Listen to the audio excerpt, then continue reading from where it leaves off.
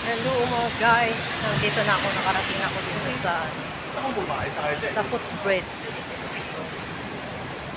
Galing ako dun sa amin, nakarating na ako dito sa school ng alaga ko, sa swimming class.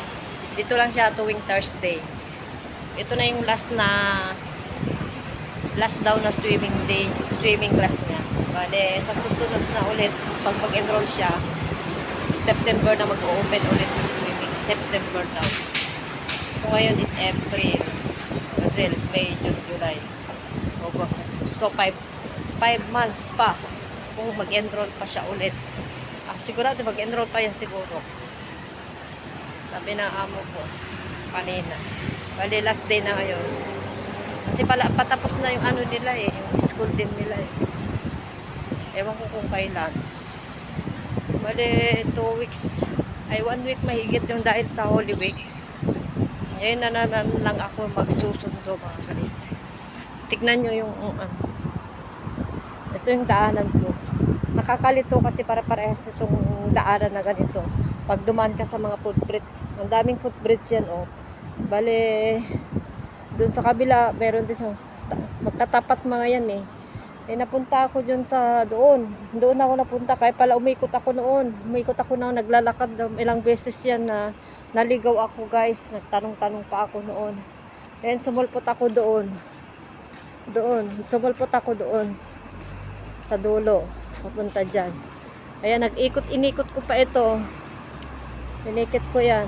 Ngayon kabisado ko na, ito na yung Hoytat Estate.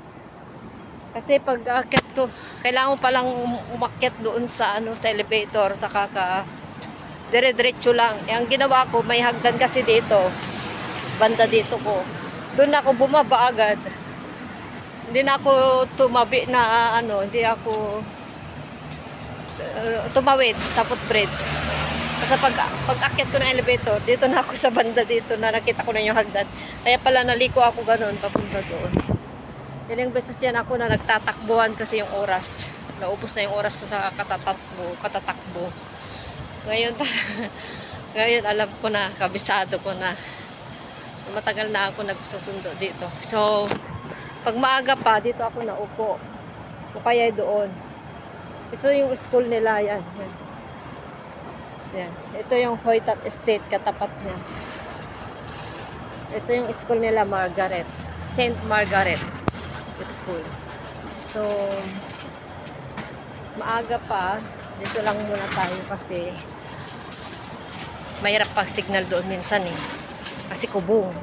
Kasi may yung sa tuktok, may bubong. Pero may signal naman, pero mahina lang. Mahina. So, dito muna tayo guys, maaga pa. Anong oras na?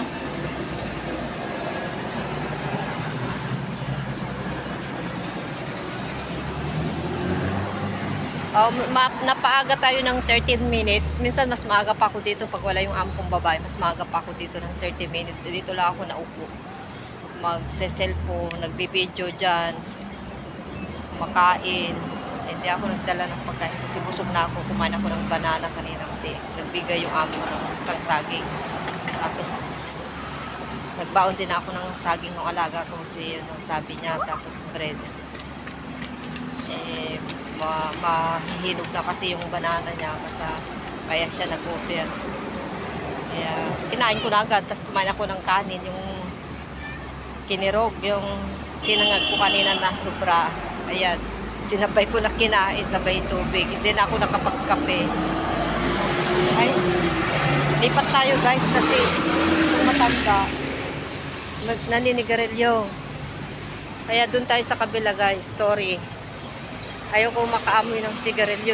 Yan ang lagi kong inaawa yung asawa ko, yung amoy ng sigarilyo. Lalo na nung bata pa yung mga anak ko noon. Pag maamoy nila yung mga kaso walang sandalan. Walang sandalan. Kaya pala, doon lagi ang ko Kasi may sandalan Marami kasi tao dati dito. Ngayon lang walang tao. Kaya napunta na ako dito. So okay lang. Yan lang aking ma-share mga guys.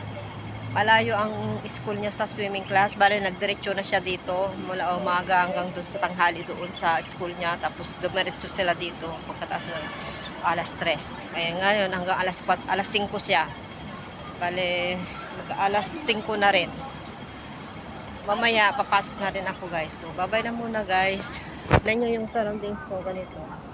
Doon ako sumusulpot. Niliko ko to. Dati naligaw ako. Doon ako sumusulpot. Ang layo. Diyos ko, ang layo. Yan. Ngayon, alam ko na shortcut na yan. Diyan. So, bye-bye na.